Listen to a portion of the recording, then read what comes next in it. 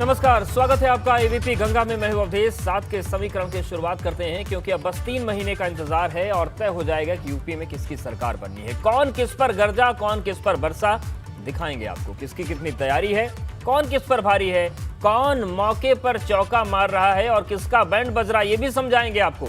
चुनाव से जुड़ी कोई भी खबर छूटेगी नहीं। सियासी हलचल पर हमारी नजरें बनी हुई हैं। तो चलिए शुरू करते हैं यूपी चुनाव का सबसे बड़ा रण, 7 का समीकरण।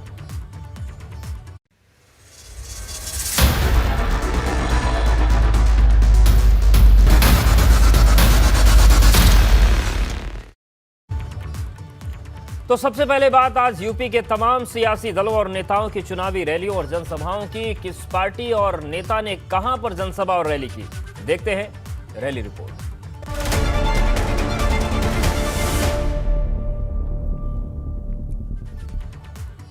दो 2022 में होने वाले यूपी विधानसभा चुनाव के लिए भाजपा ने अब पूरी तरह से अपनी ताकत झोंक दी है। भाजपा ने अपने 6 संगठनात्मक क्षेत्रों से जन विश्वास यात्रा की शुरुआत की। इसमें अवध क्षेत्र के अंबेडकर नगर से भाजपा अध्यक्ष जेपी नड्डा, ब्रज क्षेत्र मथुरा से सीएम योगी, रक्षा मंत्री राजनाथ सिंह ने बुंदेलखंड क्षेत्र के झांसी, मध्य प्रदेश के सीएम शिवराज सिंह चौहान ने गोरखपुर क्षेत्र में बलिया, केंद्रीय गृह मंत्री स्मृति ईरानी ने काशी क्षेत्र के गाजीपुर और केंद्रीय मंत्री नितिन गडकरी ने पश्चिमी यूपी क्षेत्र बिजनौर से जन विश्वास यात्रा की शुरुआत की है।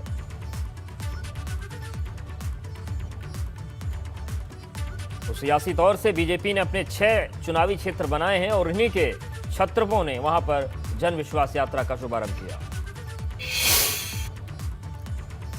जन विश्वास यात्रा के मन से एक बार फिर सीएम योगी ने माफिया और अपराधियों के खिलाफ बुलडोजर वाली कार्रवाई को सही बताया और इसे नए भारत के लिए यूपी की कोशिश करार दिया है। भैया बहनों, ये है नया भारत और इस नए भारत के साथ आपको जोड़ने के लिए ही, इस नए भारत के साथ जोड़ने के लिए ही उत्तर प्रदेश ने आज लड़ाई ली है। ये उत्तर प्रदेश अपने धाम का निर्माण भी करेगा और माफिया और गरीब और व्यापारियों की संपत्ति पर कब्जा करने वाले माफियाओं के सिर के ऊपर बुलडोजर चलाने का काम भी करेगा। भाजपा के बुंदेलखंड क्षेत्र में झांसी से केंद्रीय रक्षा मंत्री राजनाथ सिंह ने भी जन विश्वास यात्रा की शुरुआत की। इस दौरान राजनाथ सिंह ने सपा बसपा पर निशाना साधते हुए बुआ बबुआ पर तंज कसा और कहा कि राजनीति जनता की आंखों में धूल झोंक कर नहीं करनी चाहिए।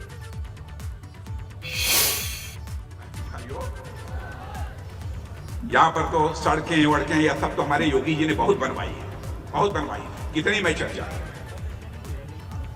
ये बताइए, मनुष्य के जीवन में सबसे बड़ी चीज क्या होती है? धन दौलत होता है कि आन बान शान होती है? बोलो बुंदेलखंड वासियों, एक आवाज आनी चाहिए। अब धन दौलत की आन बान शान, आन बान शान होती है। न बुआ चाहिए न बबुआ चाहिए, हमें केवल बाबा चाहिए। बहनों भाइयों, ये नारा जन विश्वास यात्रा उत्तर प्रदेश के 6 स्थानों से प्रारंभ हो गई। बहनों भाइयों, भारतीय जनता पार्टी का यह मानना है कि हमें राजनीति यदि करनी चाहिए तो राजनीति जनता से आंखें चुरा कर राजनीति नहीं करनी चाहिए। जनता की आंखों में धूल झोंक कर राजनीति नहीं करनी चाहिए। राजनीति करनी चाहिए तो जनता की आंखों में आंख डालकर राजनीति करनी चाहिए। यह भारतीय जनता पार्टी की मान्यता है। तो शनिवार को सपा नेताओं पर हुई आयकर के छापों की कार्रवाई के मुद्दे पर अब मुख्यमंत्री योगी आदित्यनाथ और अखिलेश यादव आमने सामने आ गए।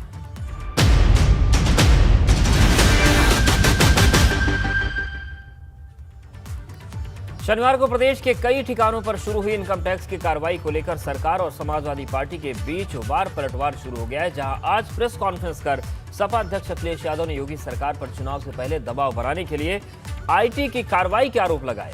तो वहीं मथुरा में जनविश्वास यात्रा की शुरुआत करने पहुंचे मुख्यमंत्री योगी आदित्यनाथ ने मंच से कार्रवाई को लेकर सपा पर पलटवार कर दिया। मैं आपको बता दूं कि हमारे सभी फोनों को सुना जा रहा है। हमारे जितने भी फोन हैं समाजवादी पार्टी के कार्यालय के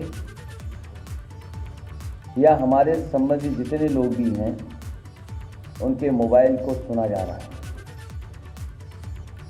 सबको लिसनिंग पे लगाया हुआ है और मुख्यमंत्री खुद शाम को कुछ इसकी रिकॉर्डिंग सुनते हैं। तो सोचिए, ये अनुपयोगी सरकार है। इसलिए आप लोग भी सावधान रहें। अगर हमसे संपर्क करते हो, फोन करते हो, तो ये मान के चलना कि आपकी रिकॉर्डिंग है। कल मैं देख रहा था इनकम टैक्स के छापे पड़ रहे थे, लेकिन समाजवादी पार्टी को पीड़ा हो रही थी। तो एक व्यक्ति से मैंने पूछा, मैंने कहा ये सब क्यों हो रहा है? तो मीडिया के उस पत्रकार ने कहा साहब आपको मालूम है चोर की दाढ़ी में तिनका। मैंने कहा भी क्या मतलब? कहा कि 5 साल में किसी व्यक्ति की संपत्ति 200 गुना बढ़ जाएगी, क्या कोई इसके बारे में सोचता था क्या? लेकिन समाजवादी पार्टी की सरकार में सब देखने को मिलता था। और जैसे जैसे यूपी चुनाव नजदीक आ रहा है, विपक्ष किसी न किसी मुद्दे पर सरकार को लगातार घेर रहा है। आज अखिलेश ने अपनी प्रेस कॉन्फ्रेंस में सरकार पर फोन टेपिंग के गंभीर आरोप लगाए। वहीं रायबरेली में भी प्रियंका गांधी वाड्रा ने सरकार को फोन टेपिंग पर घेरा है। मैं आपको बता दूं कि हमारे सभी फोनों को सुना जा रहा है। हमारे जितने भी फोन हैं समाजवादी पार्टी के कार्यालय के या हमारे संबंधित जितने लोग भी हैं, उनके मोबाइल को सुना जा रहा है। सबको लिसनिंग पे लगाया हुआ है और मुख्यमंत्री खुद शाम को कुछ की रिकॉर्डिंग सुनते हैं। तो सोचिए, ये अनुपयोगी सरकार है। इसलिए आप लोग भी सावधान रहें। अगर हमसे संपर्क करते हो, फोन करते हो, तो ये मान के चलना कि आपकी रिकॉर्डिंग है। छापे या फोन टैपिंग की बात की जाए, क्या मैंने कहा कि सरकार का कर्तव्य क्या होता है? विकास कराए, जनता की समस्याओं को समझे, उनको सुलझाए, जो अत्याचार हो रहे हैं उनको रोके। इसके बजाय ये सरकार लोगों के फोन टैप करने के लिए बैठी हुई है। मतलब आप समझ सकते हैं कि अपना काम करने के बजाय कमरे में बैठ के आप विपक्ष के दलों के फोन सुन रहे हैं। अब आप बताइए कांग्रेस इसके बारे में क्या कहें हम? अमेठी में कांग्रेस की ताकत दिखाने के बाद आज प्रियंका गांधी सोनिया गांधी के संसदीय क्षेत्र रायबरेली में थी, जहां पर उन्होंने फिर से महिलाओं को कांग्रेस से जोड़ने के लिए शक्ति संवाद किया। –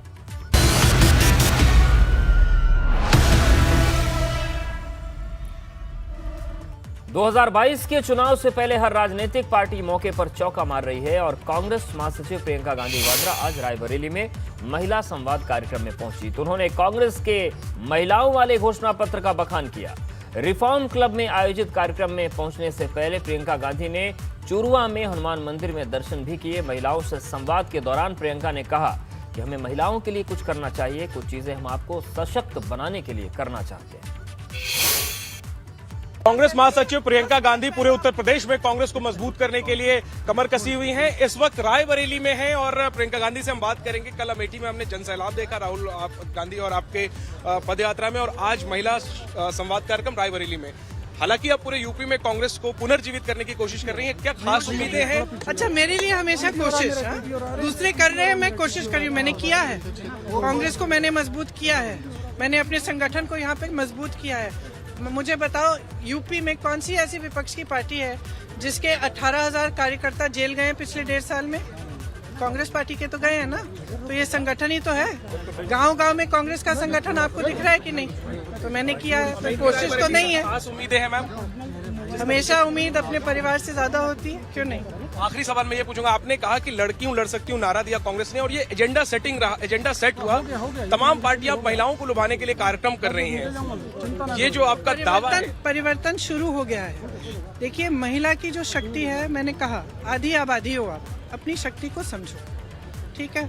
आज आपके सामने नेता आते हैं, आपके काम की बात नहीं करता कोई, आपको ये नहीं बता रहे हैं कि आप पर अत्याचार कैसे रोका जाएगा, आपकी बेटियों को सशक्त कैसे किया जाएगा, आपके लिए रोजगार कैसे बनेंगे, ये तो नहीं बता रहे हैं आपको। सब कुछ, कोई सांप्रदायिक बात कर रहा है, कोई कुछ और बात कर रहा है, लेकिन जो महिलाओं के काम की बात है वो होती नहीं है। महिला आधी आबादी है, बहुत समझदार होती है, बहुत विवेक होता है महिला में। मैंने कहा आपका जीवन संघर्षमय है, लेकिन इसका मतलब नहीं है कि आप अपनी शक्ति को न पहचानें। और इस वक्त की एक बड़ी खबर आ रही है, उसका रुख कर लेते हैं। लखनऊ में कल कांग्रेस की स्क्रीनिंग कमेटी की बैठक है। प्रियंका गांधी वाड्रा की अध्यक्षता में बैठक होगी। दीपेंद्र हुड्डा समेत तमाम नेता बैठक में शामिल होंगे और महिलाओं को 40% आरक्षण के तहत टिकट पर चर्चा होगी। कई जिलों से आए आवेदन पर चर्चाएं भी होंगी और महिलाओं को 40% टिकट दिए जाने पर मंथन होगा। बेहतर प्रत्याशियों की स्क्रीनिंग करके टिकट बांटे जाएंगे। तो सियासी तौर से बड़ी खबर है, जैसा कि प्रियंका गांधी को आपने सुना, वो कह रही थी कि संगठन को हमने मजबूत किया है। 18,000 कार्यकर्ता बीते 1.5 साल में जेल गए हैं। ऐसे में ये तय होता है कि हमारा संगठन मजबूत है। और लखनऊ में कल कांग्रेस की स्क्रीनिंग कमेटी की बैठक है। प्रियंका गांधी वाड्रा की अध्यक्षता में बैठक होगी। दीपेंद्र हुड्डा समेत तमाम नेता बैठक में शामिल होंगे। और जो असल मसला है वो है कि महिलाओं को 40% आरक्षण के तहत टिकट पर चर्चा होगी। जो तमाम आवेदन आए हैं अलग अलग जिलों से, उन पर चर्चा होगी, स्क्रीनिंग होगी और बेहतर प्रत्याशियों को स्क्रीनिंग करके टिकट बांटे जाएंगे।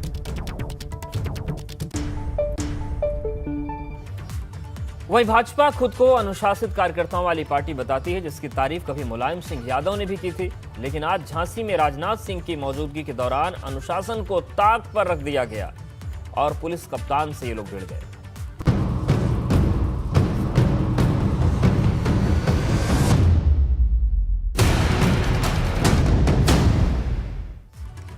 झांसी के पॉलिटेक्निक मैदान में आज भाजपा की जनविश्वास यात्रा का आयोजन किया गया था। यात्रा शुरुआत करने के लिए रक्षा मंत्री राजनाथ सिंह जैसे ही मैदान में पहुंचे, उनके काफिले को स्थानीय नेताओं और कार्यकर्ताओं ने घेरना शुरू कर दिया। ऐसे में जब एसपी सिटी ने काफिले के पास से भीड़ को हटाने की कोशिश की तो कई भाजपा नेता एसपी सिटी से भिड़ गए और धक्का मुक्की करने लगे।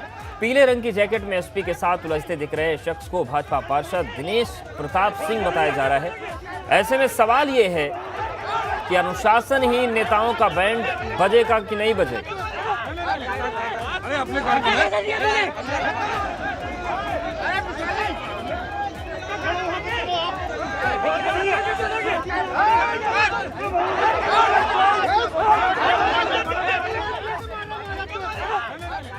तो देखिए, एसपी से भिड़ंत हो रही है, उनको गालियां दी जा रही हैं और ऐसे में सवाल उठता है कि अगर ये हरकत आप करेंगे तो फिर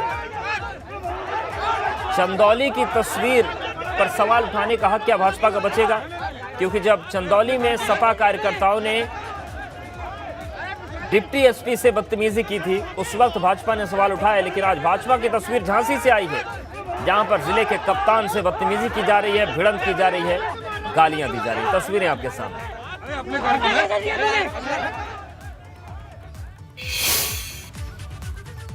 और किसान आंदोलन के दौरान अपनी ही सरकार के खिलाफ मोर्चा खोलने वाले भाजपा सांसद वरुण गांधी ने 2022 विधानसभा चुनाव से पहले एक बार फिर बिना नाम लिए अपनी सरकार के खिलाफ हल्ला बोल दिया।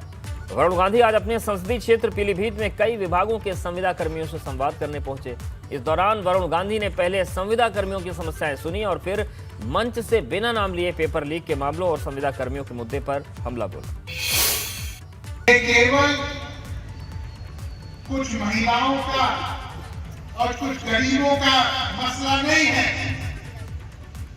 ये कितनी बड़ी ताकत बैठी है कि आप लोग भी नहीं समझते कि आप कितनी बड़ी ताकत है। और मैं ये आपको कहना चाहता हूं, आज हम पीलीभीत में बैठे आवाज को उठाने के लिए।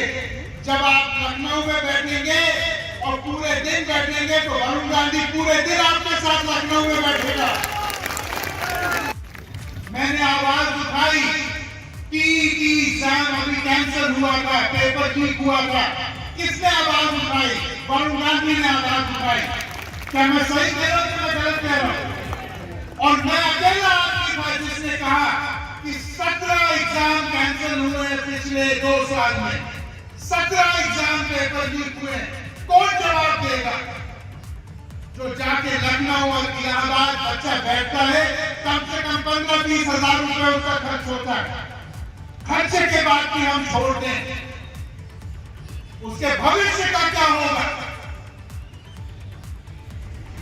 और वो माफिया कौन है जो ये सब पेपर लीक कराए? कहां गिरफ्तारी हुई उनकी? कहां सजा हुई उनकी? समय आ गया है हम लोग को केवल देश के लिए सोचना है। विधानसभा चुनाव से पहले योगी सरकार तेजी से विकास योजनाओं को, अपनी घोषणाओं को पूरा करने में जुटी है और इसी कड़ी में अब योगी सरकार युवाओं और छात्रों को सौगात देने जा रही है।